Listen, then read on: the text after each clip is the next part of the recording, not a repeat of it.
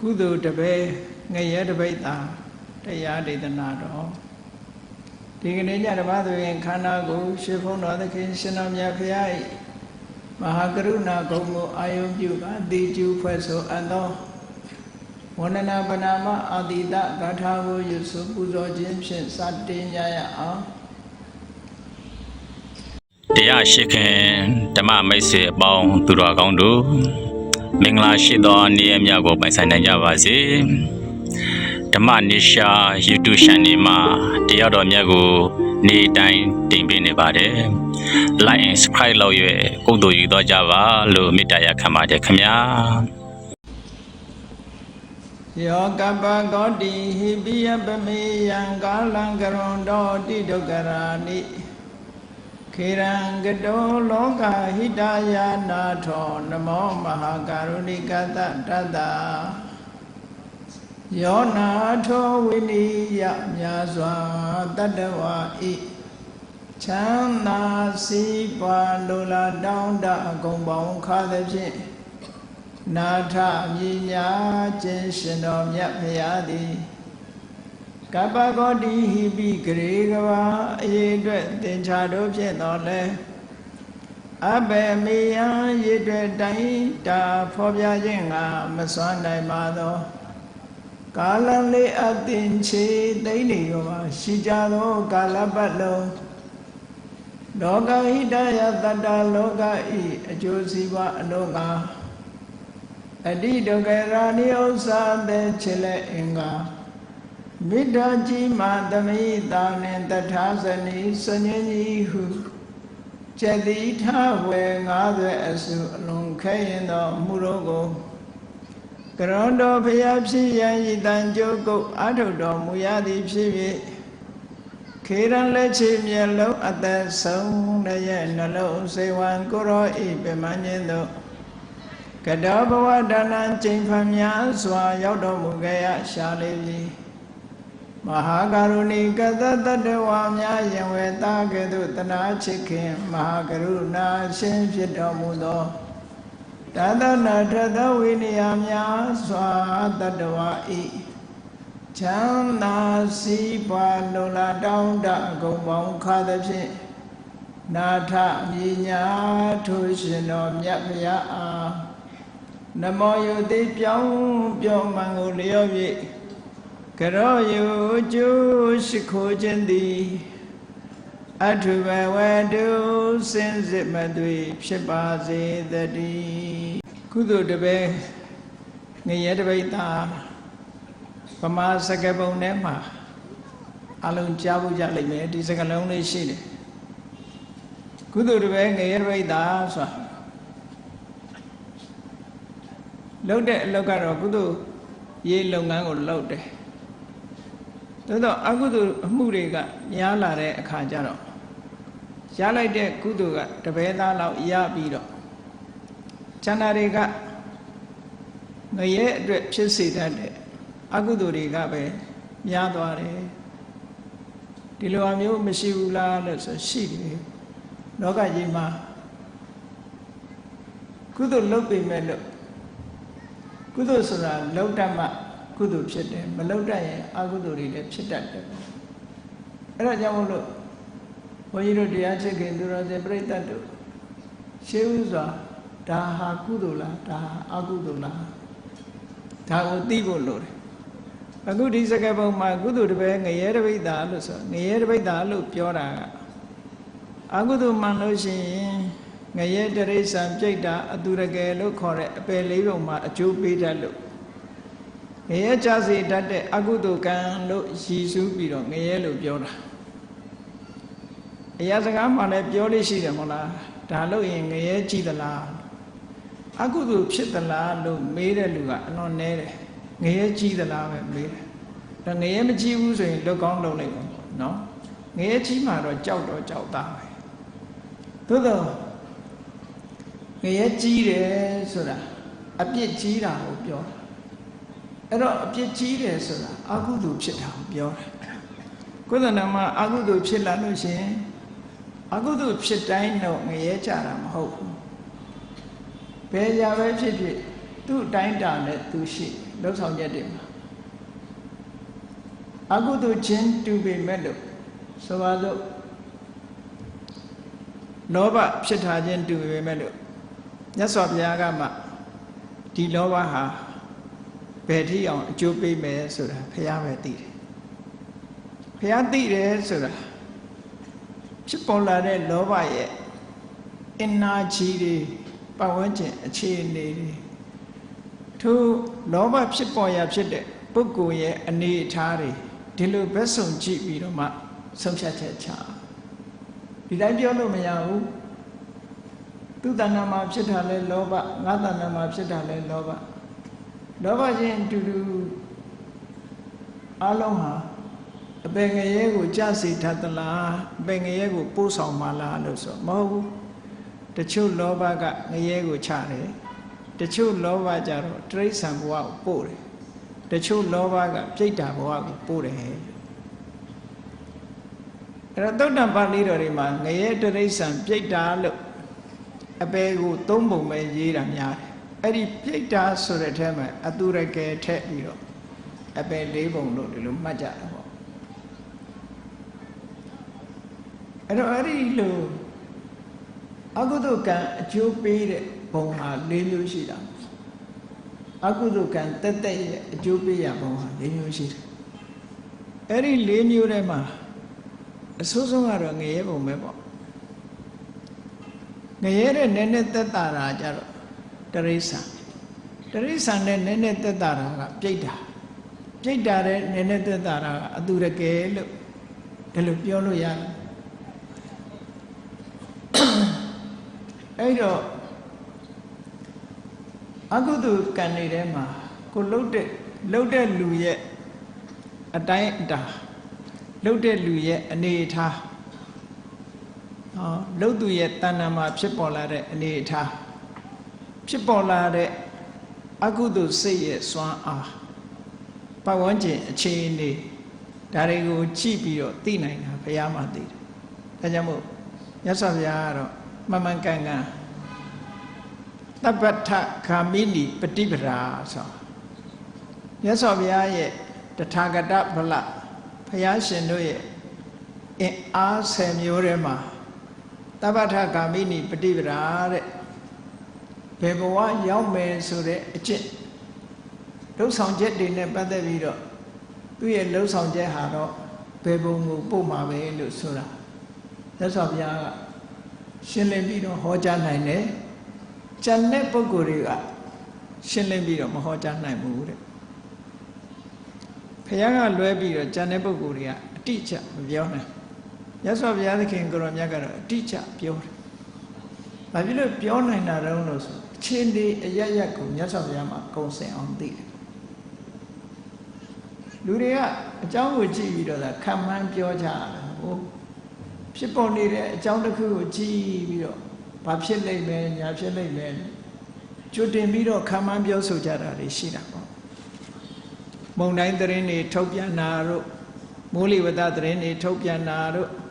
ဖြစ်ပေါ်နေတဲ့အနေအထားတစ်ခုကိုကြည့်ပြီးတော့ကြိုတင်ပြီးတော့ဟောကိန်းတွေထုတ်တာပေါ့ predict လို့ခေါ်ကြိုတင်ပြီးတော့ဟောကိန်းထုတ်တယ်မြတ်စွာဘုရားကတော့တိတိကျကျကိုဟောကိန်းထုတ်နိုင်တယ်လူပုဂ္ဂိုလ်ရဲ့အနေအထားကိုကြည့်တယ်သူ့ရဲ့တဏ္ဍာမှာဖြစ်တဲ့အကုသိုလ်ရဲ့စွမ်းအားကိုကြည့်တယ်အခြေအနေကိုကြည့်တယ်အဲ့တော့အကုသိုလ်ဆိုတာဟာတချို့အကုသိုလ်ကငရဲကိုပို့တယ်အဲ့ဒီငရဲပို့နိုင်တဲ့အကုသိုလ်ကဘယ်လိုအတိုင်းအတာထိရှိသလဲဆိုတာမြတ်စွာဘုရားဆုံးဖြတ်တယ်ဒီဝရနဲ့ပတ်သက်ပြီးတော့မြတ်စွာဘုရား predict လုပ်တာကျွတ်တင်ပြီးတော့ဟောကိန်းထုတ်တာပါအာပါယိကောဒေဝတ္တတောနေရိယိကောဒေဝတ္တတောအတ္တိကိစ္ဆောကပ္ပတ္တောအတ္တိကိစ္ဆောအဲ့ဒီမြတ်စွာဘုရားရဲ့ကျွတ်တင်ဟောကိန်းထုတ်မှုနဲ့ပတ်သက်ပြီးတော့အဲ့ဒီခေတ်ကမယုံမကြည်ဖြစ်တဲ့ပုဂ္ဂိုလ်တွေကြားထဲမှာပြဿနာအများကြီးတက်ခဲ့ဘူးနော် ဒီစကားနဲ့ပတ်သက်ပြီးတော့ပြဿနာတက်တယ်မြတ်စွာဘုရားအတိအကျဟောတာမဟုတ်ဒေဝရနဲ့ပတ်သက်ပြီးတော့ဒေဝရကြီးက definitely မြတ်စွာဘုရားပြောတာအပေဘုံဖြစ်မှာတဲ့ငရဲကြမှာငရဲမှာတကဘာပတ်လုံးခံရလိမ့်မယ်အတ္တိကိစ္စပြင်လို့မရတော့ဘူးကုစားလို့မရတော့ဘူးလို့မြတ်စွာဘုရားဒီစကားကိုမရှိဒေဝရရဲ့လှုပ်ဆောင်ချက်တွေနဲ့ပတ်သက်ပြီးတော့မြတ်စွာဘုရားအဲ့ဒါလိုဟောတာရှိအဲ့လိုဟောတော့ယဟန်တန်ဃာတွေထဲမှာတင်ပဲဘုရားစကားကိုတန်တရားဖြစ်တဲ့ပုဂ္ဂိုလ်တွေပေါ်ခဲ့ဘူးတဲ့နော်ဘုရားရဲ့တပည့်သားထဲမှာကိုပေါ်ဘာဖြစ်လို့ဒေဝရနဲ့ပတ်သက်ပြီးတော့အတိအကျဟောကိန်းထုတ်နိုင်ရတယ်လေလို့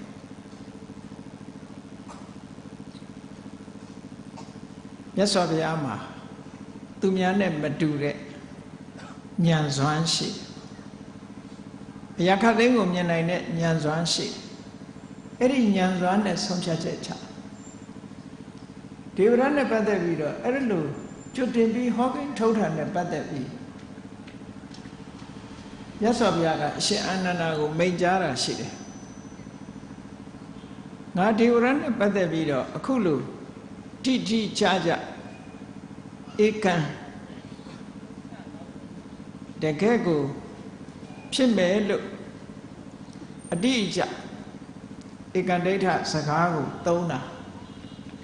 တခြားကြောင့်မဟုတ်ဘူးလို့မြတ်စွာဘုရားရှင်းပြဒေဝဒတ်ရဲ့တဏ္ဍာမှာကုသိုလ်စိတ်လို့ပြောရလောက်အောင်အဲ့ဒီအချိန်မှာကုသိုလ်စိတ်လို့ပြောရလောက်အောင်ဒေဝရရဲ့တဏ္ဍာမှာဖြူစင်တဲ့အပိုင်းလေးဟာခုခေတ်စကားနဲ့ပြောရင်တော့အဖျားကလေးလောက်အဖျားကလေးနဲ့ထောက်ပြလောက်အောင်ကိုမရှိတော့ဘူးလို့ဆိုလိုတာကဒေဝရရဲ့စိတ်ဟာလုံးဝမဲသွားပြီအဖြူစာလုံးဝမကြမ်းသူတဏ္ဍာမှာကုသိုလ်စိတ်တွေဟာလုံးဝပျက်စီးသွားပြီအကုသိုလ်စိတ်တွေပဲဖြစ်သွားပြီလုံးဝအမဲရောင်တန်းသွားပြီအဖြူဆိုတာတစ်စက်ကလေးမှမရှိတော့ဘူးလို့စာထဲမှာတော့အာရက္ခကောတုကောတိနိတုဒနာမတ္တိစူပြားလေးအဖျားကလေးနဲ့ထောက်ပြလောက်တဲ့နေရာပမာဏလေးမှတောင်းမှပဲဒေဝရရဲ့စိတ်ထဲမှာဖြူစင်တဲ့ကုသိုလ်ဆိုတာကြံတော့ဒါကြောင့်မို့ဒီစကားပြောတာတဲ့အကယ်၍များသူတဏ္ဍာမှာအဲ့ဒါလို့ထောက်ပြနိုင်လောက်အောင်ဖြူဖွေးစင်ကြယ်တဲ့စိတ်ဓာတ်ကလေးကြံအောင်ပဲဆိုရင်ဘုရားဒီစကားငါပြောသေးဘူးဟော condition လို့ပြောနော်ဒီလိုဆိုလို့လားအဲ့တော့လူတယောက်ဟာတေချာဒိဋ္ဌပြီးတော့ပြောလိုက်တဲ့စကားထဲမှာအတ္တိကိစ္စတဲ့ကုစားလို့မရတော့ဘူးလို့ပြောတာပြင်လို့မရတော့ဘူးလို့ပြောတာနော် incurable ယောဂတစ်ခုဟာဆရာဝန်တွေကကုလို့မရတော့ဘူးလို့ပြောတာခုခေတ်ဆိုလို့ရှိရင်တော့ကင်ဆာယောဂနဲ့ပတ်သက်ပြီးတော့နော်ကင်ဆာဆိုတာ incurable တဲ့ကုလို့မရတဲ့ယောဂလို့ဒီလိုဆိုကြအဲ့ဒါလိုပဲဒေဝရဟာပြင်လို့မရတော့ဘူးနောက်ကျသွားပြီဒီလိုမြတ်စွာဘုရားကအကုသိုလ်တွေနဲ့ပတ်သက်လာပြီလူတယောက်တဏ္ဍာမှာဖြစ်တဲ့အကုသိုလ်တွေနဲ့ပတ်သက်လာပြီတိတိကျကျထုတ်ဖို့ဟောကြားတယ်အဲ့တော့ကုသိုလ်ဆိုတာလူရဲ့တဏ္ဍာမှာကုသိုလ်နဲ့အကုသိုလ်ကုသိုလ်ကိုဖြူစင်တဲ့အပိုင်းလို့မှတ်အကုသိုလ်ကိုမဲညစ်တဲ့အပိုင်းလို့မှတ်စိတ်ထဲမှာဖြူစင်တဲ့အပိုင်းဟာအလွန်နည်းပြီးတော့မဲညစ်တဲ့အပိုင်းကအလွန်များသွားဒါကြောင့်မလို့ကုသိုလ်လုပ်ပြီးတော့အကုသိုလ်ဖြစ်တဲ့ဟာတွေလည်းရှိတယ်။ဘာဖြစ်လို့ဒီလိုဖြစ်ရတာလဲလို့မေးလို့ရှိရင်အထပပါဏိကမ္မာနိကရံဘာလောနမုစတိ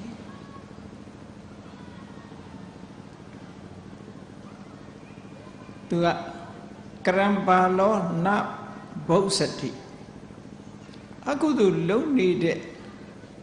ဒီစဉ်းစားဉာဏ်ကင်းမဲ့တဲ့ပုဂ္ဂိုလ်တယောက်ဟာတဲ့ကိုအကုသိုလ်လုပ်နေတာကိုပဲအကုသိုလ်လုပ်နေတယ်ဆိုတာမသိဘူးတဲ့ မသိတော့သူဆက်လောက်တာဒီလိုဆိုတေဟိကမ္မေဟိဒုံမေတောအခိတတောဝတပ္ပတိမိလောင်ခံရတဲ့လူဟာ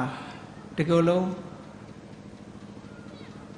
ပူသွားတယ်လို့တကယ်လုံးကျွမ်းသွားတယ်လို့ကိုလှုပ်တဲ့လှုပ်ရက်တွေကအကျိုးပေးပြီဆိုရင်တော့ဒုက္ခရောက်ပြီဓမ္မပဒဂါထာမှာမြတ်စွာဘုရားဟောတာလောကမှာဘာလဆိုတဲ့ပုဂ္ဂိုလ်စဉ်းစားဉာဏ်ကင်းမဲ့တဲ့ပုဂ္ဂိုလ်တွေဟာများသောအားဖြင့်ဘာလအရာရာမှာအသိဉာဏ်ကိုရှေ့သွားမထားသည့်အတွက်ကြောင့်အကုသိုလ်ဖြစ်ပေမဲ့လို့အကုသိုလ်ကိုကုသိုလ်ထင်တယ်ကုသိုလ်ကိုကြတော့အကုသိုလ်ထင်နေတယ်ဒီကနေ့ခေတ်မှာအမှန်တမ်းကြောက်စရာကောင်းတဲ့သေချာစဉ်းစားကြည့်အကုသိုလ်လုံနေတဲ့ပုဂ္ဂိုလ်တွေဆိုပါစို့ပါဏာတိပါဒအမှုကိုပြုနေတဲ့ပုဂ္ဂိုလ်တွေဟာကုသိုလ်ရတဲ့ထင်လို့လုပ်တာအကုသိုလ်မှန်သိလို့လုပ်တာမဟုတ်ဘူးတပ်ဖြတ်ပြီးတော့ရင့်နှံပူဇော်တဲ့ပုဂ္ဂိုလ်တွေသွားမေးကြည့်မြတ်စွာဘုရားလက်ထက်တုန်းကသာသတ်ရစ်တွေဆိုတာရှိရစ်တွေပူဇော်တဲ့ထဲမှာသဗ္ဗစတုကရစ်တို့သဗ္ဗအထကရစ်တို့သဗ္ဗတတကရစ်တို့သဗ္ဗတတကရစ်တို့ဘာလို့ထားတော့ဆိုရင်အသေးဆုံးရစ်ပူဇော်မှုကဘာလဲဆိုရင်တတ္တဝါတွေတတ်တာပဲဘုရားလက်ထက်ကတစ်ချိန်တုန်းကရစ်ပွဲတွေဆိုတာထင်ရှားစွာပေါ်လာခဲ့တတ်နိုင်တဲ့ပုဂ္ဂိုလ်တွေကရစ်ပွဲတွေကျင်းပါတယ်ဘယ်သူကိုပူဇော်တာတုံးဆိုတော့သူတို့နတ်တွေကိုနတ်ဖျားတွေကိုပူဇော်တာတပ္ပစတုကရေဆိုတာဘာပြောတာလဲဆိုရင်နွားကစတုကဆိုတာ၄ခု၄စုံ၄ခု၄ခုနွား၄ကောင်တတ်တဲ့ထဲမှာနွား၄ကောင်ပါမယ်စိတ်၄ကောင်ပါမယ်သိုး၄ကောင်ပါမယ်သိပ်ပြီးပိုက်ဆံတတ်နိုင်တဲ့လူကြလူ၄ယောက်ပါသေးတယ်ဟောတတ်ပြီးတော့အဲ့ဒီသွေးနဲ့ပူဇော်တာရစ်ပလင်ပါဒါမြတ်စွာဘုရားလက်ထက်တုန်းကအမှန်တမ်းခေတ်စားခဲ့လို့အလုံးကြောက်ကြလိမ့်မယ်အိမ်မက်တွေတောင်မဲ့မြောက်မဲ့မဲ့တဲ့ဘုရင်ကြီးအကြောင်းလေကောသလမင်းကြီးစာအိမ်မက်တွေတောင်မဲ့မြောက်မဲ့ရှောင်းမဲ့ခုခေတ်လည်းအိမ်မက်တွေတောင်မဲ့မြောက်မဲ့တဲ့လူတွေရှိကောင်းရှိနိုင်တယ်အဲ့ဒီအိမ်မက်တွေမဲ့တဲ့အခါကျတော့ဒီအိမ်မက်တွေရေရာခြေရမယ်ဘာလို့ရမလဲဒီအိမ်မက်တွေရဲ့အကျိုးဆက်မကောင်းဘူးရေရာခြေမှဖြစ်ဒါဖြင့်ရေရာခြေဘာလို့ရစ်ပူဇော်ရဘယင်ဆိုတော့တတ်နိုင်တော့အများကြီးရစ်ပူဇော်ရမှာပေါ့သဗ္ဗတတကစိတ်အကောင်တရားတတ်ရမယ်နွားအကောင်တရားတတ်မယ်စသဖြင့်ပေါ့ရစ်ပွဲကြီးကြီးလုပ်ပြီးတော့ဒါအလှူဒါနလို့ဆိုပြီးတော့ရစ်ပွဲတွေလုပ်တာပဲမြတ်စွာဘုရားလက်ထက်ကအဲ့လိုလုပ်တာယဉ်ညလို့ခေါ်တယ်ယဉ်ညကိုစကလုံးကယဇဆိုတာကလာတာဖြစ်သောကြောင့်ယဇကိုယဇလို့မသုံးတော့ဘဲနဲ့စတ်တက်ပြီးတော့ဗမာပြည်ကရစ်လို့ခေါ်လိုက်တာရစ်ယဇရေးတဲ့အခါမှာရပ်ပက်လက်ဇာခွဲနဲ့ရေးရယဇရစ်အဲ့ဒီရစ်ပူဇော်မှုဆိုတာတွေဟာတစ်ချိန်တုန်းကအလုံးကိုခေတ်စားခဲ့မြတ်စွာဘုရားကဥဆောင်ပြီးတော့အဲ့ဒီစနစ်ကြီးပျောက်သွားအောင်ထိုတို့တုတ်တန်တွေမှာဟောခဲ့တာနဲတာမဟုတ်ဘူးရစ်ပူဇော်မှုရဲ့မကောင်းကျိုးတွေအဲ့လိုရစ်ပူဇော်တဲ့ပွဲတွေဟာမမှန်ကန်ဘူးအကုသိုလ်တွေဖြစ်တယ်ဒီအကုသိုလ်ရဲ့အကျိုးတွေကိုခံရမယ်မြတ်စွာဘုရားကိုယ်တိုင်ကဟောခဲ့လို့နောက်ဆုံးကြတော့အိန္ဒိယနိုင်ငံမှာဟိန္ဒူတွေအတိုင်းပိုင်းမှာရစ်ပူဇော်မှုဆိုတာပျောက်ကွယ်သွားတယ်ပျောက်ကွယ်သွားပြီးတော့အခုကြတော့သားကောင်တွေကိုမတတ်ဘူးအဟိန္တာမညှင်းဆဲရဘူးဆိုတဲ့တရားထွန်းကားပြီးတော့နောက်ဆုံးမှာတတ်တတ်လို့စားတဲ့အနေထားတစ်ခုထီအောင်ရောက်လာတယ်ပေါ့အိန္ဒိယနိုင်ငံဒီလိုရှိခဲ့ဒါကြောင့်မို့၅ပါးသီလထဲမှာမြတ်စွာဘုရားကအရေးကြီးဆုံးပါဏာတိပါဒဝေရမဏိသိက္ခာပဒံသမာရိယာမိဆိုတာကိုခြေခံပြီးတော့ဟောတာအဲ့ရစ်ပွဲတွေ လူတွေရှောင်အောင်လို့ဒီဟောတာဒါဖြင့်အဲ့ဒီရစ်ပူဇော်တဲ့ပုဂ္ဂိုလ်တွေဟာဘာအတွက်လှုပ်ကြတာတုံးလို့မေးလို့ရှိရင်သူတို့မေးရင်ကုသိုလ်ရခြင်းလို့လုပ်တာကုသိုလ်ရခြင်းလို့လုပ်တာအဲ့တော့အစဉ်အလာရ tradition မှာကုသိုလ်ရတယ်လို့အစဉ်အလာဟောပြောလာခဲ့တာရှိတယ်အဲ့ဒီအစဉ်အလာဟောပြောချက်အရာကုသိုလ်ရတယ်နောက်ဆုံးမှာရစ်ပူဇော်လို့ရှိရင်ကောင်းရသူဂတိဘုံရောက်တယ်လို့ကောင်းတယ်ဆိုတဲ့ဆုံးမဩဝါဒစကားဘာသာတရားရဲ့အဆုံးအမကြောင့်ရစ်ပူဇော်မှုကိုလုပ်တယ်အေးဒါလုပ်ရင်မင်းတို့ငရဲကြမယ်ဆိုရင်ဘယ်သူမှမလုပ်ဘူးဘယ်မှမလုပ်ဘူးကောင်းမယ်ထင်လို့လုပ်တယ်သို့သောကောင်းမယ်ထင်လို့လုပ်တဲ့အလုပ်တစ်ခုသည်ကုသိုလ်အလုပ်မဖြစ်လာလို့ရှိရင်ထင်တဲ့အတိုင်းမဖြစ်ဘူးပေါ့ဆိုပါစို့ချိုချိုအေးအေးမွေးမွေးလေးလှုပ်ထားတဲ့အစိတ်ဒါတော့လို့ရှိရင်မအိုမနာမသေးဟောဒါတောက်လိုက်လို့ရှင်အမျက်ရည်စင်တောက်ရတယ်လို့ရသက်ပံကျမ်းပါတယ်လို့တရားရောက်ကပြောတာနန်းကြည့်လိုက်တော့လည်းပဲမွေးနေတယ်အရသာလေးကလည်းချိုးတယ်ဆိုတော့မအိုမနာမသိခြင်းလို့တောက်လိုက်တာရှားပေါ်လဲရောက်သွားရောလူကိုဒုက္ခပေးတော့အဲ့ဒီစိတ်အဲ့တော့အစကတည်းကမင်းဒီစိတ်တောက်ရင်သိမယ်ဆိုရင်စိတ်ကောင်းရှိတဲ့ပုဂ္ဂိုလ်တယောက်စိတ်ထားပဂရိစိတ်ရှိတဲ့ပုဂ္ဂိုလ်တယောက်လူကမတောက်သိခြင်းတဲ့လူကတော့တောက်မှာပေါ့နော်သိခြင်းတဲ့လူကတော့စိတ်တောက်သေးတာရှိတာပေါ့သူကသိခြင်းနေတာဟို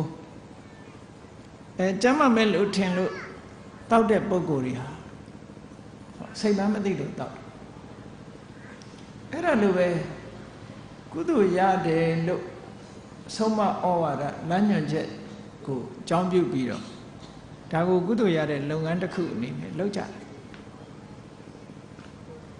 ကောင်းတယ်ထင်လို့လုပ်တာအဲ့ဒီလုပ်ရရဲ့အကျိုးပေးမှုမြတ်စွာဘုရားဘယ်လိုဟောတော့ဆိုပါဏာတိပါတောအာတေဝိတောဘာဝိတောဘဟုလိကတောနိရယတံဝတ္တနိကောမြတ်စွာဘုရားဟောထားပုံတွေကချစ်ပါဏာတိပါတအမှုဟာအကုသိုလ်ဟာအာတေဝိတစလုပ်ပြီးဘာဝိတတိုးပြီးတော့လုပ်တယ်ဘူလိကတအချိန်ချင်းအထထလုပ်ပြီးလို့ဆိုရင်တဲ့နိရယတံဝတ္တနိကောငရဲဘုံမှာဖြစ်စေနိုင်တယ်တဲ့တိရိစ္ဆာနတံဝတ္တနိကောတရိစ္ဆာန်ဘုံမှာဖြစ်စေနိုင်တယ်တဲ့ပေတတံဝတ္တနိကောပြိတ္တာဘုံမှာဖြစ်စေနိုင်တယ်တဲ့ယောတဗ္ဗသောလဟုသောအပ္ပယုကတံဝတ္တနိကောအပေါ်ဆုံးအပြစ်ကလေးနဲ့ဆိုရင်အသက်တူတတ်တယ်တဲ့ဟောပါဏာတိပါဒရဲ့အပေါ်ဆုံးအပြစ်ဟာအသက်တူခြင်းပဲအဲ့ဒါတရားဒီလိုဟောတာဓမ္မကံနဲ့လမ်းကြောင်းတစ်ခုကိုရသော်ပြရှင်းပြီးတော့ကျန်တဲ့အကုသိုလ်တွေလည်းဒီလိုပဲပေါ့သို့သောလောကလူတွေဟာဒါကုသိုလ်လားဒါအကုသိုလ်လားဆိုတာဘာလပုဂ္ဂိုလ်တွေမသိဘူးမသိတော့သူတို့ကကောင်းတယ်ထင်လို့ပဲလုပ်တာပဲမကောင်းဘူးထင်ရင်ဘယ်သူမှမလုပ်ဘူးဒါကြောင့်မို့မြတ်စွာဘုရားဒီဒေသနာတော်မှာအထပါပါဏိကမ္မာဏိကရံဘာလောနာပုစတိစဉ်းစားဉာဏ်ကင်းမဲ့နေတဲ့လူတယောက်ဟာတဲ့ကိုမဟုတ်တာတွေမကောင်းတာတွေအကုသိုလ်တွေလုပ်နေရင်ကငါအကုသိုလ်တွေလုပ်နေတာပါလားလို့မသိဘူးတဲ့အကျိုးပေးပြီဆိုမှအမလေးအလိုလေးနဲ့ဒုက္ခရောက်တာတဲ့ဒီလိုဆိုလို့တာပေါ့အေးဒါကြောင့်မလို့ဘုန်းကြီးတို့တွေဟာဒါကုသိုလ်လားဒါအကုသိုလ်လားဆိုတော့မမကန်ကန်သိရှိနားလည်ဖို့အမှန်တမ်းအရေးကြီးတယ်လူဘဝရလာလို့ရှိရင်ရသော်ဘုရားကဟောထားတယ်ကိုလို့ရင်ကိုခံရတယ်ဟုတ်တယ်လေဒါကဘယ်သူမှရှောင်လွယ်လို့မရဘူးလေကိုယ်တဏ္ဍမှာဆိုပါစို့အိတ်ချိုင်ပြီးပိုးတွေ့ပြီးဆိုလို့ရှိရင်ကိုယ်ပဲခံရတာသူများခံမှာမဟုတ်တာ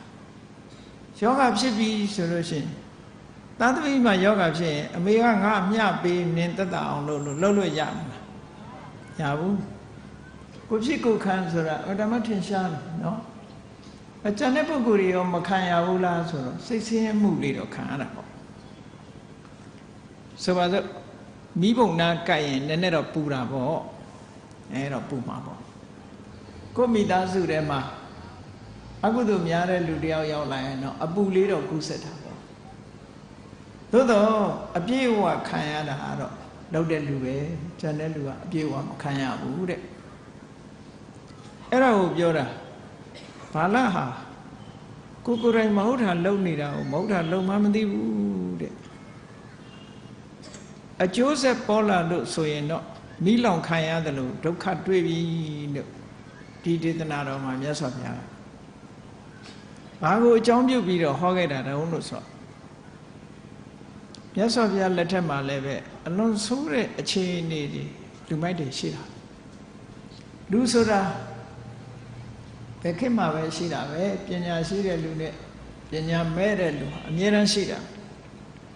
ပညာမဲ့တဲ့ပုဂ္ဂိုလ်ရဲ့လောက်ရကတစ်မျိုးပညာရှိတဲ့ပုဂ္ဂိုလ်ရဲ့လောက်ရကတစ်မျိုးပညာမဲ့တဲ့ပုဂ္ဂိုလ်ရဲ့အတွေးကတစ်မျိုးပညာရှိတဲ့ပုဂ္ဂိုလ်ရဲ့အတွေးကတစ်မျိုးဒီနှမျိုးကပေါင်းစပ်လို့ရနိုင်တဲ့အနေအထားမရှိဘူးမြတ်စွာဘုရားလက်ထက်ဘုရားဟာ25နှစ်သတင်းသုံးခဲ့တဲ့နေရာကြီးပေါ့တာဝတိမြို့စေတော်ဝန်ကျောင်းတာဝတိမြို့ကိုအမိပြုပြီးတော့မြတ်စွာဘုရား25နှစ်တောင်နေခဲ့တာဘယ်နေရာမှာဒီလောက်အကြာကြီးမနေဘူးမြတ်စွာဘုရားစေတော်မျိုးတော်တွေဆောက်လုပ်ထားတဲ့ဒီကျောင်းတော်ကျောင်းတောင်မှဒီလောက်ကြာကြီးနေတာမရှိဘူးပေါ့အဲတာဝတိမှာတော့မြတ်စွာဘုရားအကြာကြီးနေကြာကြီးသတင်းသုံးတယ်အဲ့ဒါလို့ဘုရားအကြာကြီးသတင်းသုံးတဲ့တာဝတိမြို့ကလူတွေဟာအကုန်လုံးပညာရှိတွေကြီးပဲဖြစ်သွားသလားလူယဉ်ကျေးတွေကြီးပဲဖြစ်သွားသလားလို့ဆိုမဖြစ်ဘူးလူဆိုးလူမိုက်တွေအများကြီးပဲအများကြီးရှိတာပဲအဲ့တော့ဘာလနက္ခတ္တဆိုတဲ့သူတို့မှာလအလိုက်နက္ခပွဲတွေရှိတယ်ပေါ့နက္ခပွဲတွေရှိတယ်ဘယ်နက္ခနဲ့တွေ့ရင်ဘာလို့ဘယ်နက္ခနဲ့တွေ့ရင်ဘာလို့နက္ခအလိုက်ဆိုတော့လာပြီနေ့မှာဒါ lunar calendar ခေါ်တာပေါ့ lunar system လနဲ့ပတ်သက်ပြီးတော့ဒီလာပြီလာကွယ်ကောင်းကင်က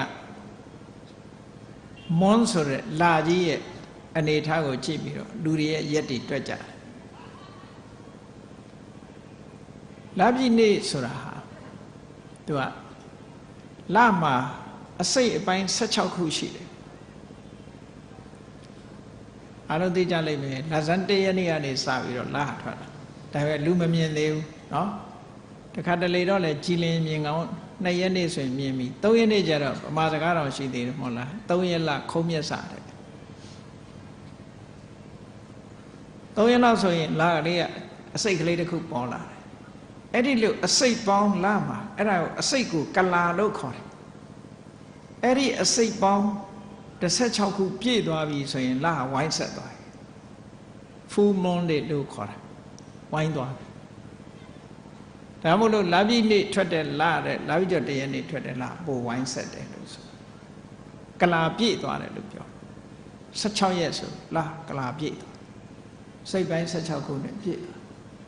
အဲ့ဒီလာပြီနေ့မှာတလနဲ့တလမတူဘူးကဆုံလလို့ဆိုလို့ရှိရင်စိတ်တရနက္ခနဲ့လနဲ့ဟာရှင်ပြီးတော့ထွက်လာလာပြီနေ့ဟာစိတ်တရနက္ခနဲ့ရှင်ပြီးတော့ထွက်လာတကူလဆိုလို့ရှိရင်စိတ်တရနက္ခနဲ့ရှင်ပြီးတော့ထွက်လာဗမာကြက်ကရင်ကိုကြည့်တကူလကစတယ်စိတ်တရနက္ခနဲ့ရှင်တယ်ကဆုံလကြတော့ဝိတာခာနက္ခနဲ့ရှင်တယ်ဒါကြောင့်မို့ကဆုံလကိုဝိသတ်လို့ခေါ်ကြတယ်ဝိစာခဝိတာခဆိုတဲ့စကားလုံးကိုမြန်တခြားနိုင်ငံတွေမှာသုံးလုံးနဲ့အတန်ကတော့ဝိသတ်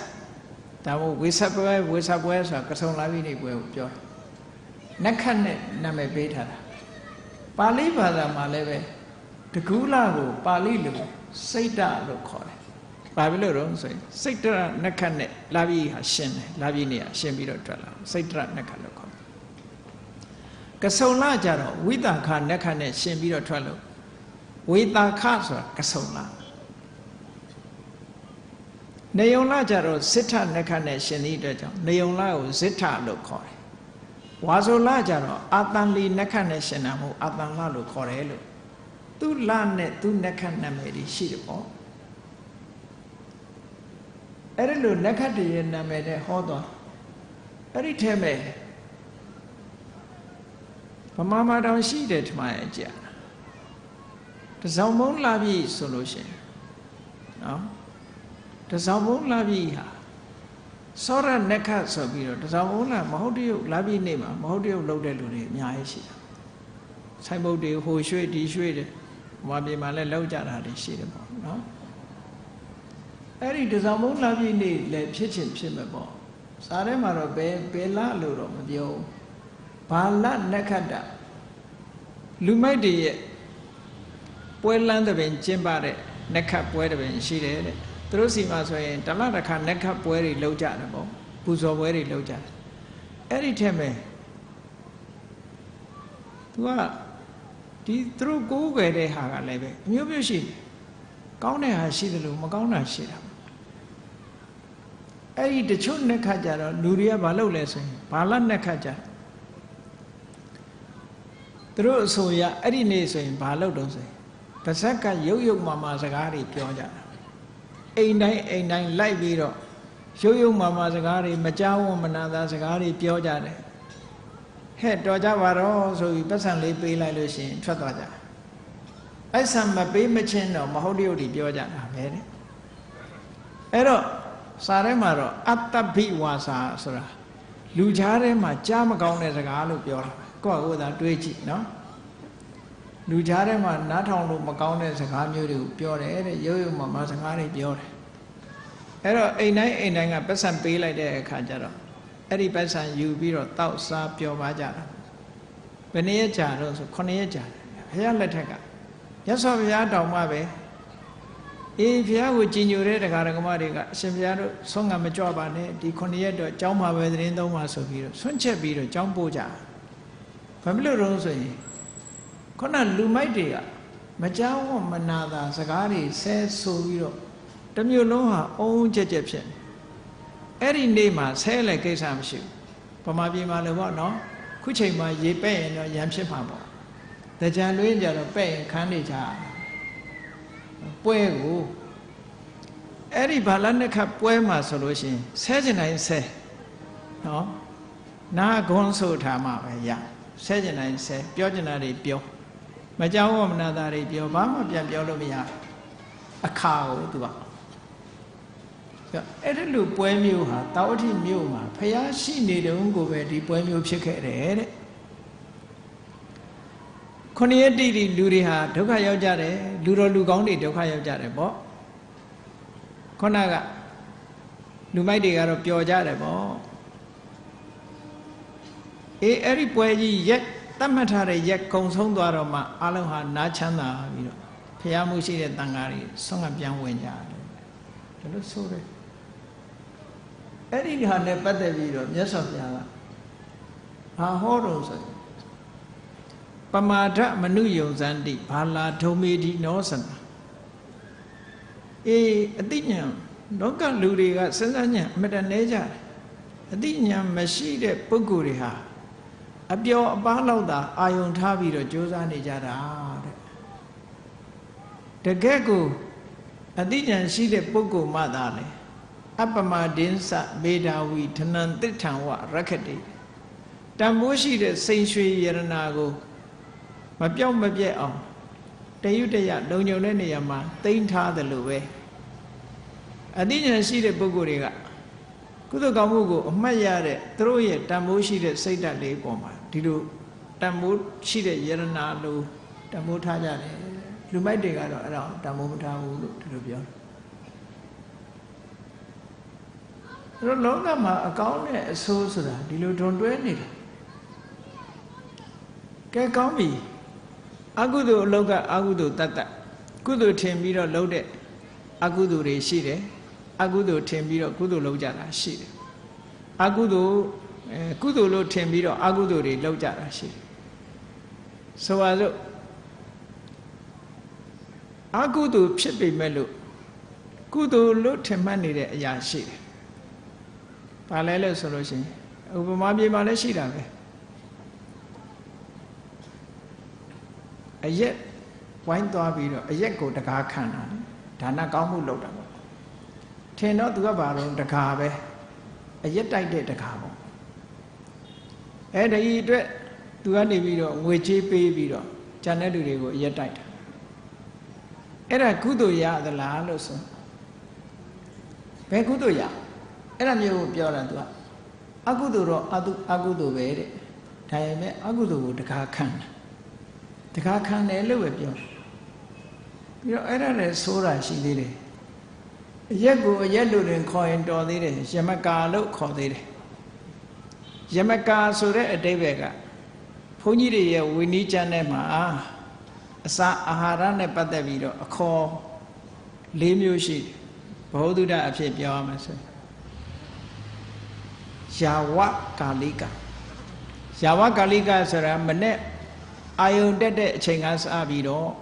မွန်းတဲ့အချိန်အတွင်းသာစားရမယ့်အစာအာဟာရမျိုးယာဝကာလိကလို့ခေါ်တယ်။နောက်အဖြောယမကာတွေကြတော့ညဥ်ယံညနေပိုင်းအချိန်ပဲဒီတဲ့မကြော်စေရဘူးညဥ်ယံအချိန်မှာပဲသုံးဆောင်ရမယ့်ဟာတွေဖြစ်လို့ယာမကာလိကလို့ခေါ်တယ်အဲ့ဒါကိုလူတွေကယာမကာလိကကိုယမကာတဲ့ဘုန်းကြီးတွေကြတော့အဖြောပေါ့နော်ဖြောရည်ပေါ့ဖြော၈မျိုးစင်တော့တူမှာပေါ့နော်သူကလည်းတောက်တာဒီကလည်းတောက်အဲ့ဒါယမကာယာမကာလိကနောက်တစ်ခါတတ္တဟကာလိကဆိုတာဘာလို့ဆိုရင်ထောပတ်တို့ပြားရည်တို့တကားကဲတို့ဒီလိုဟာမျိုးတွေကိုရှင်းတော့စီတို့ဒါတွေကိုသူကတခါဘုန်းကြီးတွေအကတ်ခံထားလို့ရှိရင်9ရက်သိမ်းထားလို့ရ9ရက်သုံးလို့ရအဲ့ဒါကြတော့တတ္တဟကာလိကလို့ခေါ်တယ်9ရက်သုံးပိုင်ခွင့်ရှိတယ်ပစ္စည်းတဲ့ဟောတပိနဝနိတံတေလံမထုဖာနိတံစီထောပတ်ရဲ့စီဥရဲ့ပြားရဲ့တင်းလဲရဲ့နော်အဲ့ဒါတွေကိုဒါဆေးလို့ခေါ်တယ်တတ္တကာလိကနောက်ယာဝဇီဝိကဆိုတာတော့မကြမ်းမာလို့တောက်ရတဲ့ဆေးတွေကြတော့တခါကတ်ခံထားရင်တစ်သလုံးထားတော့ရပြီဆေးဆိုတာတခါကတ်ခံထားရင်ဘယ်ချိန်ဖြစ်ဖြစ်သုံးလို့ရပြီလို့ယာဝဇီဝိကလို့ခေါ်တယ်အဲ့တော့ဘုန်းကြီးတွေရဲ့အသုံးမှာပစ္စည်းနဲ့ပတ်သက်ပြီးတော့အဲ့ဒါလိုရှိတယ်၃မျိုးစားလို့ရတဲ့ပစ္စည်းတောက်လို့ရတဲ့ပစ္စည်းတွေကိုဒီလို၃မျိုးခွဲထားတယ်ထမင်းတို့မုန့်တို့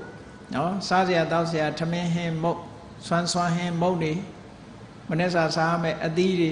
အဲ့ဒါတွေကယာဝကာလိကအဖြောယမကာကယာမကာလိကထောပတ်စီဥစတဲ့ဆေးဖြစ်သုံးတဲ့ဟာတွေကတတ္တဟာကာလိကတကယ်ကိုမကြမ်းမာလို့တောက်ရတဲ့ဆေးတွေကြတော့ယာဝစီဝိကကာလိက၄ပါးလို့ခေါ်တယ်အဲ့ဒီထဲမှာယာမကာလိကကိုသွားပြီးတော့ယမကာလို့ဆိုပြီးတော့သုံးတာနော်ဘုန်းကြီးတွေဖြောရည်လို့ဟာမျိုးသုံး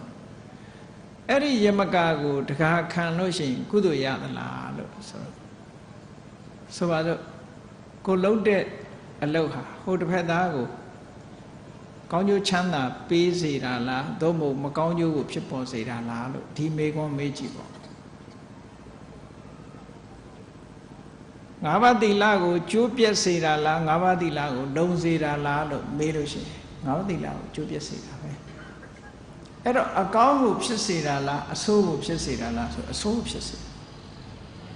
ဒါကြောင့်မလို့အဲ့ဒါမျိုးဟာ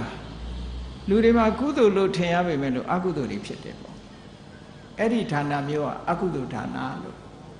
ဒီလိုဝိနည်း၅ချမ်းထဲမှာပရိဝါဒဆိုတဲ့ချမ်းထဲမှာဒါအတိအကျဆိုထားတာရှိတယ်ပေါ့အဲ့ဒါမျိုးနဲ့အလှူတန်းလုပ်လို့ရှိရင်ဟော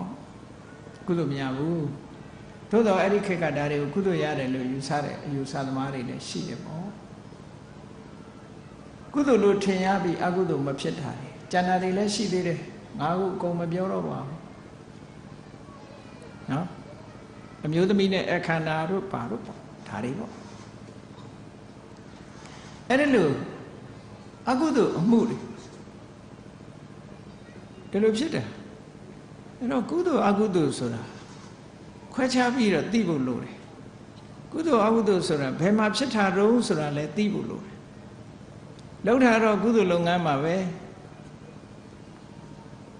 ကုသိုလ်လုပ်ငန်းလုပ်ပြီးတော့အကုသိုလ်တွေရသွားကြတာရှိတယ်ဘုန်းကြီးတို့မင်းတို့မင်းလက်ထက်တုန်းကမန္တလေးတောင်ရဲ့မြောက်ဘက်မှာ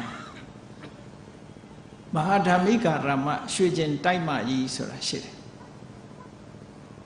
အဲ့ဒီမှာရွှေကျင်တိုက်၅တိုက်အရှိနောက်တန်းပြီးတော့ထားတယ်မင်းတို့မင်းကမန္တလေးတောင်ရဲ့မြောက်ဘက်မှာအဲ့ဒီကျောင်းတိုက်ကြီး၅တိုက်တည်ပြီးတော့ဝက်လက်မြို့နာကရွှေပူသွားတဲ့ဝက်လက်နာမှာရွှေချင်းရွာဆိုတာရှိတယ်ဗမာပြည်ကလည်းရွှေထွက်တဲ့နေရာတွေများပုံရတယ်ဟိုနာကျင်ဒီနာကျင်ရွှေကျင်တဲ့ရွာဒီနာလည်းမတော့ရွှေချင်းရှိတယ်လေဘယ်နေရာကျင်ကျင်ရွှေထွက်တာပဲဗမာပြည်ရဲ့မြေကရွှေမြေကိုဟုတ်တယ်ဗမာတွေကလည်းကိုယ့်ကိုယ်ရွှေတဲ့ခေါ်ကြတာတင်မောသားတွေဆိုရင်အဲဗမာလူမျိုးတွေကနော်ဗမာလူမျိုးတွေကဘုန်းကြီးတို့တီယိုမာနေတော့သိလာတယ်ပေါ့ရိုးရရတွေကြတော့ရပ်ပက်လက်တဲ့သူတို့ရိုးရရကြတော့ရပ်ပက်လက်ဖိလိပ္ပိုင်ကြတော့ဖောက်ထုတ်တယ်အိန္ဒိယကလားတွေတီယိုကလားတွေကြကုန်းကလားတွေကျွန်းကလားတွေအဲ့လိုခေါ်တယ်ဗမာကြတော့ရွှေတဲ့ရွှေဘယ်နှယောက်ပါတယ်လို့ပါတော့နော်ကပ္ပတိန်ကြတော့တကြီးတဲ့ခေါ်ဒါသင်္ဘောသားလောကကဝေါဟာရတွေပေါ့တကြီးတဲ့အဲသင်္ဘောသားလုပ်ဖူးတဲ့လူတွေရဲလည်းပါခြင်းပါနေမှာနော်အဲ့လိုခေါ်ကြအဲ့ဒီမှာဗမာပြည်ကရွှေထွက်တာတော့ဟုတ်တယ် golden land ဆိုတာဟုတ်တယ်ရှင်းတော့ကသုဝဏဘူမိဆိုတာလေဗမာပြည်ကိုပြောတာဗမာပြည်ရဲ့ဒေသတစ်ခုသုဝဏဘူမိအားလုံးကလည်းသုဝဏဘူမိကိုမြန်မာလို့ပဲလက်ခံထားကြတယ်ရွှေထွက်တဲ့နိုင်ငံမြေကြီးကရွှေသီးတဲ့နိုင်ငံပေါ့အဲ့ဒါလို့ဘုန်းကြီးတို့တွေရဲ့ဒီနိုင်ငံမှာအခုလို့အခြေအနေတွေကောင်းနေတယ်အခြေအနေတွေကောင်းတယ်အဲ့ဒါလို့အခြေအနေကောင်းတဲ့ထဲမှာမြန်မာလူမျိုးတွေဟာဒီခုနပြောတဲ့ရွှေကျင်တဲ့နေရာတွေပေါ်လို့ရတိုင်းနော်ဖျားဝဲတွေလည်းကျင်းပါတယ်မင်းတို့မင်းလက်ထက်ကအဲ့ဒီရွှေကျင်ရွာက